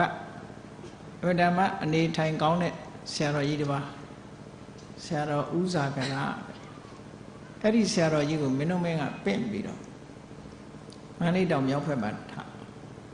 ကျောင်းအပ်ခုအလုံးကြောက်ကြောက်မှာပေါ့ဒီနေ့ရွှေကျင်ခိုင်းဆိုတာအဲ့ဒီပြောအဲ့ဆရာတော်မင်းတို့မင်းကနေပြီးတော့ရွှေကျင်နိကာယရွှေကျင်ခိုင်းဆိုပြီးတော့ခဏဝိမုတ်လုပ်ပြီးတော့ပေးထားတန်ခါပရိသတ်တွေအလွန်များတယ်ဆရာတော်ကြီးကကြက်မတ်ဆုံးမတော့လူတွေထဲမှာကြီးညိုဝယ်ရကောင်းတော့နန်းတော်ကဆွမ်းကြီးလောင်းပြီဆိုလို့ရှိရင်ဘုရင်နန်းတော်ကဆွမ်းကြီးလောင်းတယ်ဆိုရင်ရွှေကျင်ကတန်ခါတွေအများကြီးပဲ့တယ်နော်ဆွမ်းကြီးလောင်းတယ်ဆိုတာရှင်းတော့ဘုရင်ကလည်းဆွမ်းကြီးလောင်းတယ်အလုံးကြားဖို့ကြလိမ့်မယ်ဆွမ်းကြီးလောင်းတာနဲ့ပတ်သက်ပြီးပြောရမယ်ဆိုလို့ရှိရင်ဆရာတော်ကြီးအမိတ်ရှိဘူးလားဘုန်းကြီးတို့ရဲ့ဥပ္ပဇ္ဇေဆရာကြီးအမိတ်ရှိဘူးလားနန်းတော်မှာဆွမ်းလောင်းတယ်တဲ့မန္တလေးကတန်ဃာတွေကိုပင့်အခုဒီကလူတွေပိုသိမှာပေါ့ဝါတွင်းဝါဘဆွမ်းလောင်းနေတယ်ဆိုဝိမု ക്തി ဆွမ်းလောင်းတဲ့ဆွမ်းလောင်းတဲ့အခါတချို့ကိုရင်လေးတွေကလေးတွေဆိုတော့ရှိမြန်မြန်ရောက်ချင်တာတိုးတာတွေပါရှိမှာပေါ့နော်ခုမှတိုးတာမဟုတ်ဘူးတဲ့မင်းတို့မင်းကြီးလက်ထက်တုန်းကလည်းတိုးတယ်တဲ့ဘုံလောင်းဆိုရင်တိုးတယ်လို့ပြောနော် ဘုံလောင်းတိုးတာမင်းတို့လက်ထက်တုန်းကအဲ့လိုတိုးလို့ဘယ်လိုလုပ်ထားတုံးဆိုအမတမရင်ကျေးတဲ့ဆင်ကြီးနှစ်ကောင်ခိုင်းတဲ့တိုင်းလှုပ်တဲ့ဆင်ကြီးနှစ်ကောင်စိတ်ချတဲ့ဆင်ကြီးနှစ်ကောင်အစွဲချင်းရှက်ပြီးတော့ထားတပါးချင်းအဲ့ဒီဆင်စွဲကြားဝင်ရဆင်ကတလန်းနောက်ဆုတ်ပေးလိုက်ရင်အဲ့ဒီကိုတော့ဝင်မတိုးအောင်လုပ်တယ်နော်ဆင်နှစ်ကောင်ကြားကနေပြီးတော့အဲ့ဒီမှာဘုံလောင်းတိုးမှဆိုလို့အဲ့လိုလုပ်တယ်တဲ့ဒါရှစ်မိလိုက်တဲ့ပုံကိုယ်ကြီးပြောတာတကယ်အဖြစ်ပြက်လို့ပြောတာဆင်ကနောက်ဆုတ်ပေးလိုက်တပားကြွလိုက်ဆင်ကနောက်ဆုတ်ပေးလိုက်တပားကြွလိုက်နဲ့နောက်ဆုံးကြတော့နောက်ကကိုတော်တွေကဘာလုပ်တုံးဆိုတော့တပိတ်ဖုံးတဲ့တပိတ်ကိုတီးတာတဲ့ဆင်ကြီးတွေကလန့်ပြီးတော့ထွက်ပြေးသွားမင်းတို့မင်းကြီးကသဘောကျလို့ရီးတဲ့အဲ့ဒီမှာနော်အဲ့ဒါလိုပြောတာကြားဘူးတွေငယ်တော့ဘုရင်ကြီးကလည်းပဲမကြဆွမ်းကြီးလောင်းတယ်အဲ့ဒီမှာခုနပြောတဲ့ရွှေချင်းဆရာတော်ကြီးကနေပြီးတော့စာရန်လေးတစ်စောင်ထုတ်ခဲ့ဘူးတယ်သူစာရန်လေးရဲ့နာမည်ကကုသိုလ်တပည့်ငရဲတပိတ်သာစာရန်တဲ့ဘာနဲ့ပတ်သက်ပြီးတော့ရေးတာတုံးဆိုလို့ရှိရင်ထိုခေတ်ကဖျားပွဲတွေနဲ့ပတ်သက်ပြီးတော့ရေးထားတဲ့စာလမ်းဆရာတော်ကြီးရေးတဲ့ကြပြလေးတစ်ပုဒ်ကဘာတော့ဆိုတနှစ်တစ်ခါငရဲရှာလူရွာဖျားပွဲဖျားပွဲဆိုပြီးတော့ကျင်းပကြတယ်ပွဲလန်းသဘင်တွေနဲ့နော်ဖျားပွဲလို့သာကျင်းပလိုက်တာဖျားရှိခိုးတဲ့လူစားမတမနဲလေဖျားပွဲဘုန်းကြီးတို့တော်မိလိုက်သေးတယ်ဖျားပွဲဆိုလို့ရှိရင်မြန်မာပြည်မှာဝက်တောင်မှ၃မျိုးရှိတဲ့နော်ဖျားပွဲကြတော့ကျွေးဖို့မွေးထားတဲ့ဝက်ကိုဖျားဝက်လို့ခေါ်တယ်အခုခေတ်ကတော့သူကသူလိုင်စင်နေပါတယ်နဲ့မို့ဒီလိုမရှိတာဟုတ်နော်ခုလဲအော်ရာပေးတာတွေရှိရင်ရှိမှာပေါ့ဖျားဝက်တယ်နောက်ဘုန်းကြီးတွေတန်ဃာတိတ်အဘတ်တင်လို့ကုစားတဲ့အခါပရိဝတ်ဆောက်တည်ပရိဝါဒဆိုအပိုင်းအခြားတစ်ခုအလိုက်ဒဏ်ထမ်းရတယ်အဲ့ဒါလို့ဒဏ်ထမ်းပြီးတော့ကျင့်ဆောက်တည်တာပရိဝတ်ဆောက်တည်တယ်လို့တချို့ဒေသတွေမှာလုပ်ပါတယ်အဲ့ဒီပရိဝတ်ဆောက်တည်တဲ့တန်ဃာတွေကိုကျွေးဖို့မွေးထားတဲ့ဝက်ကိုတော့ဝိုးဝက်လို့ခေါ်တယ်အဲ့လိုဝက်တွေကအမျိုးမျိုးရှိသေးတယ်နော်ဘုန်းကြီးတို့ကငယ်ငယ်တုန်းကကြုံမှုတယ်ပေါ့ရွာဖျားပွဲဆိုရင်ဝက်သားစားရတာသိကြတယ်ဘယ်ကနေရတယ်တော့မသိဘူးဝက်သားစားဖျားပွဲဆိုရင်ဝက်သားစားကြရတဲ့အခါအဲ့ဒီလိုကုသိုလ်ဆိုပြီးတော့လှုပ်တဲ့ထဲမှာအကုသိုလ်တွေကပါလာအကုသိုလ်တွေပါလာအကုသိုလ်လှုပ်တယ်ဆိုတော့တချို့ကငါအကုသိုလ်မရှိဘူးလို့ဒီလိုပြောကောင်းပြောလိုက်မယ်အကုသိုလ်ဖြစ်တယ်ဆိုတဲ့ဟာမှာသူကကိုယ်တိုင်တိုက်တွန်းချီးမွမ်းစိတ်တူတဲ့တူပဲအဲ့လေးခုကိုယ်တိုင်တတ်တာသူများကိုတတ်ခိုင်းတာအော်ရာပေးတာနော်အသားတွေအော်ရာပေးတယ်ဒါဗနပိတ်သားဆိုအော်ရာပေးမယ်ကိုယ့်ကိုဈေးမှာတတ်ပြီးသားဝယ်တာအကြောင်းကိစ္စမဟုတ်ဘူးအော်ရာပေးရင်ဒါမလွတ်ဘူးနော်နောက်တစ်ခုကဘာတော့ဆိုလို့ရှိရင်ချီးမွမ်းတာတိုက်ရိုက်ချီးမွမ်းတာလည်းပါမှာပေါ့ဝက်ပေါ်တာဝဲသဘောကျပြီးတော့အသားပေါ်တာဝဲသဘောကျပြီးချီးမွမ်းစိတ်တူတယ်ဘာမှတော့မပြောစိတ်ကတော့သဘောကျတူတယ်သဘောတူတယ်အဲ့ဒီပုဂ္ဂိုလ်၄ဦးစလုံးဟာအကုသိုလ်ဖြစ်တာတူပဲဒါကဘုရားဘာသာကျမ်းစာတွေမှာဆိုတယ်ဘုရားဘာသာကျမ်းစာမှာမဆိုဘဲနဲ့ပြောတဲ့စကားတစ်ခုရှိတယ်ဆိုပါစို့စားသူနဲ့တတ်သူအသားစားတဲ့လူနဲ့အသားပေါ်တဲ့လူတချို့ဘာသာရေးကိုင်းကဘယ်လိုယူဆတော့ဆိုစားတဲ့လူနဲ့တတ်တဲ့လူအကုသိုလ်ဖြစ်တာချင်း50-50တဲ့50-50 သူတို့ပြောတယ်အဲ့ဒါချိန်ဝါဒမှာအဲ့ဒီတန်းရှိ50-50ပဲနော်တတ်တဲ့လူက90%ပတ်သက်တယ်စားတဲ့လူက90%ပတ်သက်တယ်အဲ့ဒါကိုတော့မြတ်စွာဘုရားလက်မခံဘာလို့လက်မခံတော့လို့ဆိုတော့စဉ်းစားကြည့်ပေါ့တတ်တဲ့လူရဲ့စိတ်ဓာတ်နဲ့စားတဲ့လူရဲ့စိတ်ဓာတ်နဲ့တစ်မျိုးစီပဲလေတခုတော့ရှိတာပေါ့ငါအတွက်တတ်ပါစေဆိုတဲ့စိတ်ရှိရင်တော့သူလည်းပါမှာပေါ့အဲ့ဒါဆိုရင်အဲ့လိုမဟုတ်ဘူးဈေးတွေ့လို့ဝယ်စားတယ်နော်ဈေးတွေ့လို့ဝယ်စားတယ်အသားဆိုင်ကဝယ်စားလိုက်တယ်နောက်တတ်ကြပါစေဆိုတဲ့စိတ်လည်းမရှိဘူးသူ့မှာအသားအနေနဲ့ပဲဝယ်စားလိုက်တယ်သို့တော့သူ့စိတ်ထဲမှာသေပါစေဆိုတဲ့စိတ်တခုမှမထားဘူးပေါ့စားစရာတစ်ခုအနေနဲ့ဝယ်စားတယ်စိတ်ကဖြူစင်တယ်အဲ့ဒါကိုမြတ်စွာဘုရားကဥပမာဘာနဲ့ပေးတယ်ဆိုလို့ရှိရင်လက်မှာဒဏ်ရာအနာတရားမရှိဘူးဆိုလို့ရှိရင်အစိတ်ကင်ပေမဲ့လို့အစိတ်မသိဘူးတဲ့ဆိုလိုတာကကိုယ်စိတ်ကစင်ကြယ်တန်ရှင်းနေရင်အကုသိုလ်မဖြစ်ဘူးလို့ဒီလိုပြောတာပေါ့နော်အဲ့တော့ကောင်းပြီလောကမှာအကုသိုလ်ဘယ်လိုလုပ်ရင်ဖြစ်တယ်ဘယ်လိုလုပ်ရင်မဖြစ်ဘူးဆိုတာဒါသိဖို့အမှန်တမ်းအရေးကြီးခေါင်းရွှေချင်းဆရာတော်ကြီးကရေးတယ်တနှစ်တစ်ခါငရဲရှာလူရွာဖျားပွဲငရဲတပိဋ္ဌာကုသိုလ်တပည့်ငရဲတပိဋ္ဌာစာတမ်းမှာဒီလိုရေးထားမဖြစ်လို့တော့ဆိုတော့သူခေတ်မှာခုနဖျားပွဲတွေဟာဝက်သက်ကြက်သက်နဲ့သားတွေတတ်ပြီးတော့တန်ဃာတွေပင့်ပြီးတော့ဆွန်ကြွေးကြတယ်ဘာလုပ်ကြတယ်ဧည့်သည်တွေအခမ်းကြတယ်ဒီလိုတွေဖြစ်တာဟုတ်အဲ့ဒါကြောင့်မလို့သားကောင်တွေတတ်ပြီးတော့ဒါနကောင်းမှုလုပ်တယ်ဆိုလို့ရှိရင်နှစ်ပိုင်းရှိတယ်သူတတ်တဲ့အပိုင်းကတစ်ပိုင်းဒါနကောင်းမှုလုပ်တာတစ်ပိုင်းတတ်တဲ့အပိုင်းကအကုသိုလ်ဖြစ်တယ်ဒါနကောင်းမှုလုပ်တာကုသိုလ်ဖြစ်တယ်အဲ့ဒီနှစ်ခုကိုရှင်ကြည့်လိုက်မယ်ဆိုရင်ဒါနရလိုက်တာကနည်းနည်းငရဲကြီးတာကများများအဲ့ဒါကိုရည်ရွယ်ပြီးတော့သူကကုသိုလ်တပည့်ငရဲတပိဋ္ဌာလို့ပြောတာနော်ကုသိုလ်ကတပည့်ငရဲတပိဋ္ဌာကြားမှုကြပါလိမ့်မယ်အမျိုးသမီးတယောက်အိမ်ကိုဧည့်သည်ရောက်လာအဲ့ဒီနေ့မှလဲအသားမပေါ်ရဥရိယအသားပဲမဝင်မရအိမ်ရောက်လာတဲ့ဧည့်သည်ကိုလည်းသူကဟင်းကောင်းနဲ့ဧည့်ခံတယ်အိမ်မှာမွေးထားတဲ့စိတ်ကလေးကိုလဲလှီးပြီးတော့ချက်တယ်အဲ့ဒီအမျိုးသမီးဟာဘဝ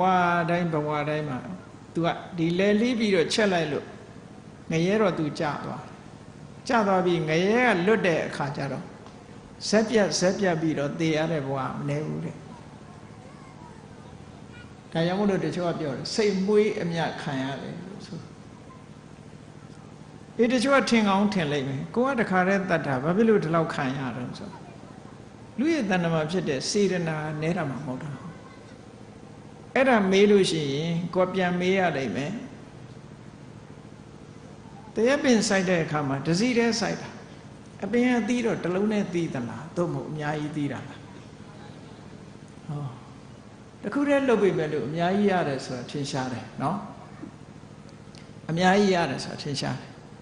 လူရဲ့တဏ္ဍာမှာစိတ်စေတနာတွေကမြောင်များစွာဖြစ်တာလက်ဖြစ်တဲ့အတွင်းမှာဂရေတသိန်းလောက်ဆိုတော့စေတနာပေါင်းဟာဂရေတသိန်းလောက်ဖြစ်သွားပြီအဲ့ထက်မဲ့အကျိုးပေးနိုင်တဲ့စေတနာတွေမြောင်များစွာပါတယ်ဒါကြောင့်မို့မြတ်စွာဘုရားကကုသိုလ်ကောင်းမှုလုပ်တဲ့အခါမှာလည်းပဲတိရိစ္ဆာန်ကိုလှူလို့ရှိရင်အစတရားတဲ့ကိုချင်းတရားမကောင်းတဲ့လူတယောက်ကိုလှူရင်အစ1000တဲ့ဟောဒီလိုပြောတာနော်အဲ့တော့ခုနကအကုသိုလ်လုပ်တွေလုပ်လို့အကုသိုလ်တွေဖြစ်လာပြီဆိုလို့ရှိရင်လေဒီလိုပဲခံကဲအဲ့ဒီအမျိုးသမီးကဧည့်သည်ကိုကျွေးမွေးအခက်ညင်တာဒါကုသိုလ်ပဲကျွေးခြင်းမွေးခြင်းတယ်မှန်တယ်ဒါကုသိုလ်သို့သောစိတ်ကလေးကိုတတ်လိုက်တာတော့အကုသိုလ်ပေါ့အဲ့ဒီအကုသိုလ်ကိုခံရတယ်ကုသိုလ်ရဲ့အကျိုးခံရတာဘယ်လောက်မထင်ရှားပဲနဲ့လူဘဝရလာတိုင်းသို့မဟုတ်ဘဝတစ်ခုရတိုင်းဇက်ပြတ်ပြီးတော့သေရတယ်တဲ့အဲ့ဒီအကုသိုလ်ခံလဲရတာအများကြီးခံအဲ့ဒါမျိုးကိုရည်ရွယ်ပြောတာကုသိုလ်တပည့်ငရဲကတပိဋ္ဌာဒီလိုခံရရင်ဘယ်ဟိုရင်းဖြစ်မယ်တော်တော်လေး ဒါကြောက်စရာကောင်းတဲ့ဟာတစ်ခုပေါ့မြတ်စွာဘုရားဒီဂေါတမဗုဒ္ဓလက်ထက်မှာထင်ရှားတဲ့တထေးဖြစ်ထင်ရှားတဲ့ဓမ္မဒိဏရဲ့အမျိုးသားဝိတာခဆိုရှိတထေးဝိတာခဓမ္မဒိဏဘိက္ခုနီ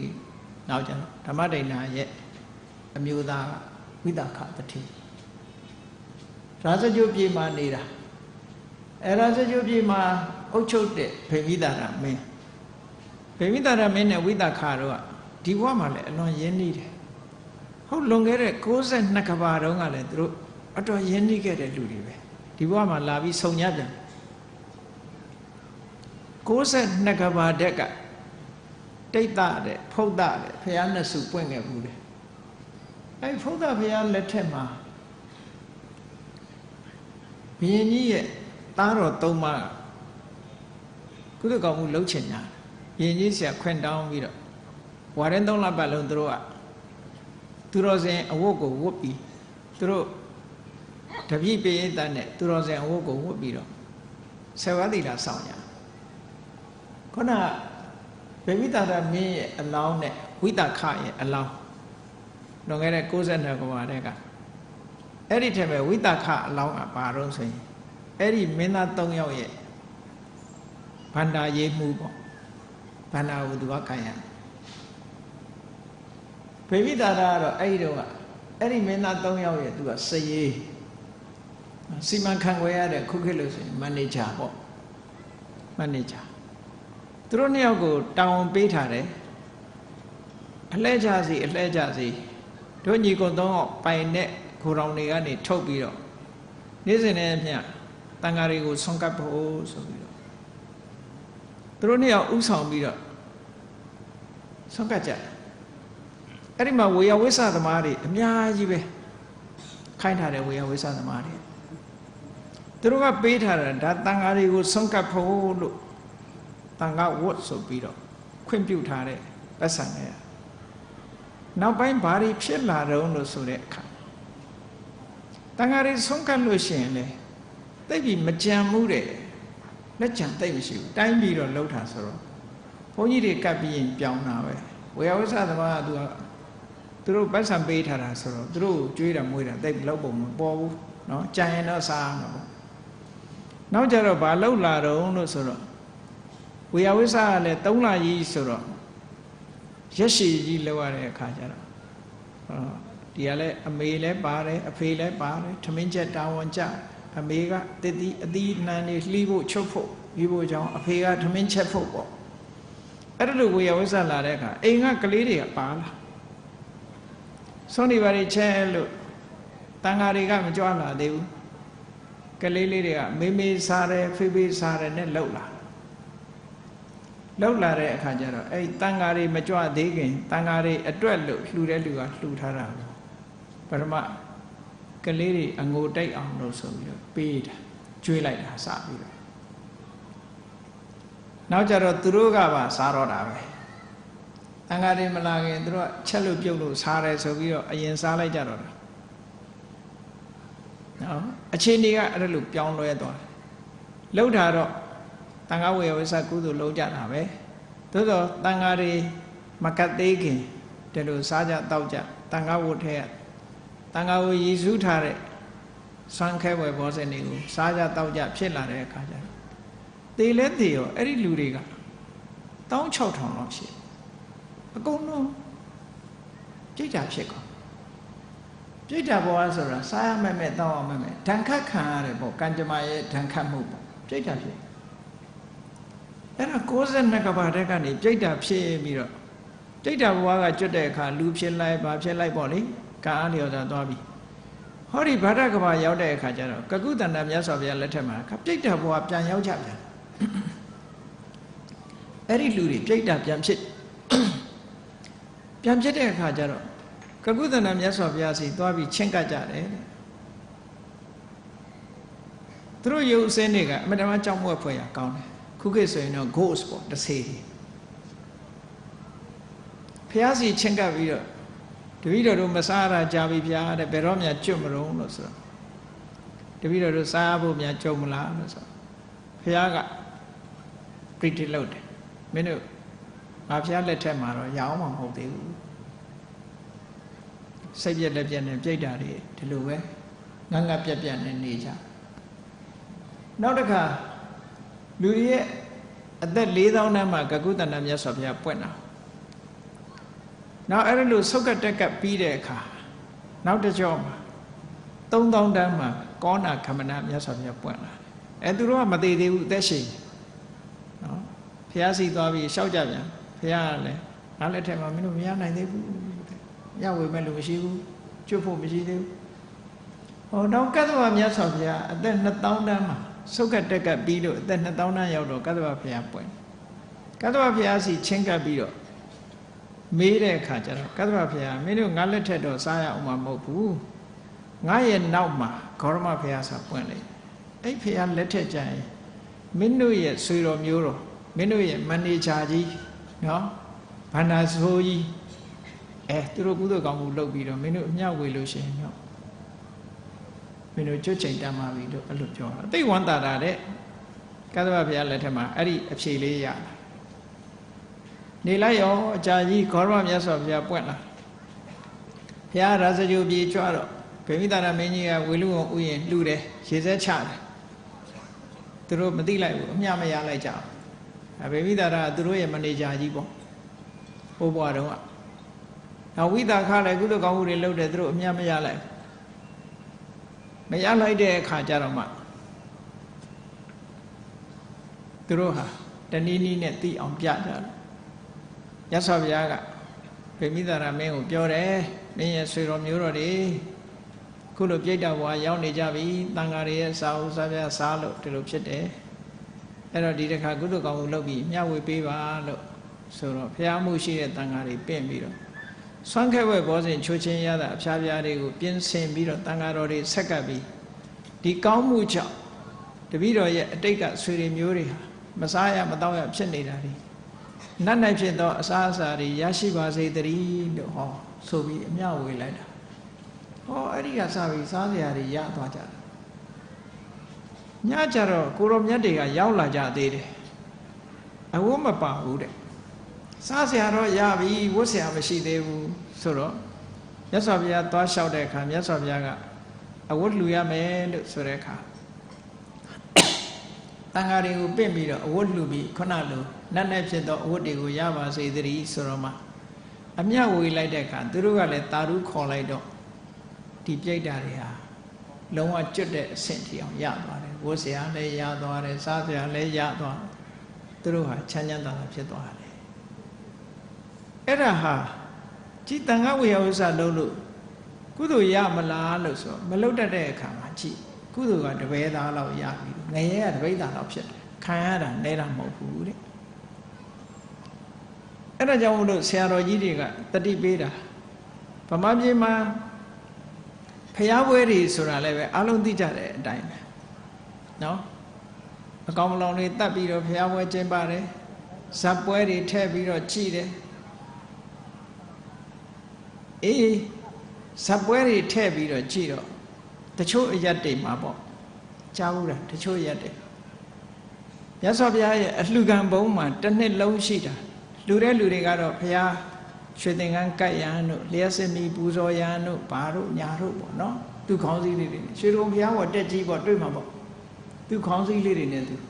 လှူထားကြတယ်ဂောဘကတွေကဘာလုပ်လဲဆိုလို့ရှိရင်ပွဲငှားတယ်အဲ့ဒီပတ်စံတော့နော်ပွဲငှားတယ်ပွဲငှားပြီးတော့ပွဲကြည့်တယ်ကြည့်ပြီးတဲ့အခါကျတော့ဘုရားထဲမှာပွဲကြည့်လာတဲ့လူတွေကဘယ်ဘုရားရှိခိုးဖို့လာတာဟုတ်မလဲပွဲကြည့်တဲ့လူတွေကဘာတွေပါလာတော့ဆိုစီပေါင်းဒုတ်တို့ဘာတို့ဒါမျိုးတွေပါလာမှာပေါ့ခုခေတ်ဆိုပလတ်စတစ်တွေပေါ့နော်ဟောပြီးရင်အဲ့ဓာတွေကိုပြစ်သွားခဲ့တာပွဲခင်းဟာရှုပ်ရှက်ကိုခတ်ကြံရင်တာပေါ့ဘုရားဝင်းထဲမှာအညစ်အကြေးတွေအဲ့ဒီတည်းကဟိုနာပေါက်တော်ဒီနာပေါက်မြိုင်နဲ့ပေါက်တော်တွေနဲ့လည်းပဲနန်းစော်ကြံရင်တာပဲဘုရားတွေဒါတကယ်ဖြစ်တာကိုပြောပြတာပါဘုရားဝတ်ပြီးလို့စိတ်ရင်းရှင်းတဲ့အခါကျတော့ဘယ်လိုရှင်းတော့ နော်အငိမ့်ငါးကဘလောက်လှခံလို့ရတာဘလောက်ဘာကဘလောက်နဲ့စင်းရှင်းလိုက်တဲ့အခါလူငွေပြလာတဲ့အခါဖရာထံကရရကြွေးဘလောက်ဖရာတောင်ကြွေးတင်လိုက်သေးတယ်နော်ဖရာကြီးထံကရရန်ကြွေးတဲ့တကယ်အဲ့ဒါနော်တကယ်တော့အဲ့ဒါမျိုးတွေကိုဆရာတော်ကြီးကရည်ရွယ်ပြီးတော့ကုသိုလ်တပည့်ငရဲတပိဋ္ဌာလို့ဒီလိုပြောတာတကယ်တော့ကုသိုလ်စစ်ရအောင်လုပ်ဖို့ဘုရားမရေးကြည့်ဘုရားဘွဲလုပ်ရင်ဘယ်လိုလုပ်ရမြတ်စွာဘုရားကိုဝတ်တက်ကြမယ်ဘုရားကိုပန်းရေချမ်းတို့နဲ့ပူဇော်ကြမယ်ဘုရားနုတ္တိပွားကြမယ်ရှ िख ိုးကြမယ်ဒါပဲလုပ်အောင်ပွဲကြည့်ဖို့မလုပ်အောင်ပွဲဆိုတာနဲ့ပတ်သက်လာပြီးတော့ဒါဟိုသိအောင်တော့ပြောပြသိကျင်လို့ရှိရင်ဂါမဏိတန်ယုတ်လို့ဆိုရင်တန်ယုတ်ပါဠိတော်ထဲမှာတာလပုဒ္ဒတုတ်ဆိုတာရှိတယ်ဒီနေ့ကတော့ဘုန်းကြီးတို့ထည့်ပြီးတော့ဟောဘူးတယ်အဲ့တာလပုဒ္ဒဆိုတာဇတ်ဆရာကြီးသူဇတ်ပွဲမှာလူတသိန်းပါမတမကြီးကျယ်တဲ့ဇတ်ပွဲကြီးဆောင်ရွက်တဲ့လူတွေလူတသိန်းလောက်ရှိတယ်သူကမြတ်စွာဘုရားကိုနဲ့ကြုံတဲ့အခါမှာဝင်လျှောက်တယ်သူတို့ဇတ်ပင်လောကကဆရာကြီးတွေကပြောတယ်တဲ့အခုလို့ဇက်ကပြီးတော့လူလူတွေကိုဖြေဖြော်တာဟာတဲ့ဒီကုသိုလ်ကြောင့်နောက်ဘဝကြလို့ရှင်ပဟာသဆိုတဲ့နတ်ပြည်ပျော်စရာကောင်းတဲ့နတ်ပြည်တစ်ခုသူတို့ရောက်တယ်လို့ဒီလိုပြောထားတာတဲ့အဲ့ဒါဟုတ်ပါသလားမြတ်စွာဘုရားမမေးနဲ့တဲ့ဒီမေကုံငါမမေးနဲ့ငါမဖြေခြင်းဘူးတဲ့ဘုရားတခါသူများထိခိုက်မဲ့ဟာဆိုပြောချင်ဘူးပေါ့ဘုန်းကြီးလည်းမပြောပဲထားလိုက်ရင်ကောင်းလားမသိဘူးမြတ်စွာဘုရားအတင်းချက်မေးတဲ့အခါကျတော့ဘုရားကဘယ်လိုပြောတော့ဆိုရှုထောင့်လေးကိုတေချာကြည့်ဖို့လိုတယ်မြတ်စွာဘုရားဘယ်လိုဖြေတော့ဆိုအေးငကိုကမှလူတွေဟာတဏှာရာဂများနေတာတဏှာရာဂများအောင်လုပ်တယ်ငကိုကမှမုန်းတိမှုစိတ်တွေများတဲ့လူတွေကိုမုန်းတိမှုရှိလာအောင်လုပ်တယ်ငကိုကမှတွေးဝေမိန်မောနေတဲ့လူတွေကိုတွေးဝေမိန်မောအောင်လုပ်တယ်ဆိုလူတွေကိုအကုသိုလ်ဖြစ်အောင်လုပ်သည့်အတွက်ကြောင့်ပဟာသနတ်ပြည်မဟုတ်ဘူးတဲ့ပဟာသငရဲကြတာတဲ့ဟောမြတ်စွာဘုရားဖြေတာအဲ့ဒါလို့ဖြေတာဒါဘုန်းကြီးတို့ပြောတာမဟုတ်ပါဘူးဒါတာလပုဒ္ဒတုတ်ဆိုတာရှိတယ်တာလပုဒ္ဒတုတ်တန်ရုပ်ပါဠိတော်ကိုယူပြီးတော့ဖတ်ကြည့်ရဂါမဏိတန်ရုပ်ဆိုတဲ့အထက်မှာရှိတယ်နော်တန်ရုပ်ပါဠိမြန်မာပြန်နေရှိတယ်အဲ့ဒီမှာမြတ်စွာဘုရားဒီလိုဟောထားတာတတိထားစရာကောင်းတယ်အဲ့ဒါဖြင့်ကောင်းပြီဖျားပွဲတွေမှာအတိအမုတ်နဲ့ပူဇော်လို့မရဘူးလားရတယ်နော်ဖျားပွဲတွေမှာအတိအမုတ်နဲ့ပူဇော်ရင်ကုသိုလ်ရတယ်ဟောဒီစောင်းဖြင့်ဖျားကိုပူဇော်ပါတယ်မြတ်စွာဘုရားရဲ့ဂုဏ်ကျေးဇူးတခြင်းတွေကိုရွတ်ဆိုပြီးတော့ဖျားကိုပူဇော်တယ်ဟောဒီဗျောနဲ့ဖျားကိုပူဇော်ပါတယ်တိမုတ်ပြီးအဲ့ဒါဆိုရင်တော့ကုသိုလ်ဖြစ်တယ်နော်ကုသိုလ်စိတ်နဲ့လုပ်ရင်တော့ကုသိုလ်ဖြစ်ပါတယ်လုပ်လို့ရအဲ့တော့အလုံးမတတ်လို့ရှိရင်ကုသိုလ်မရဘဲနဲ့အကုသိုလ်ဖြစ်တာဒါကြောင့်မလို့ဆရာတော်ကြီးကရေးထားတာတနှစ်တစ်ခါငရဲရှာလူရွာဖျားပွဲဆရာတော်ကြီးမြင်လို့ရေးထားတာအဲ့တိုင်ပဲရေးတာပဲ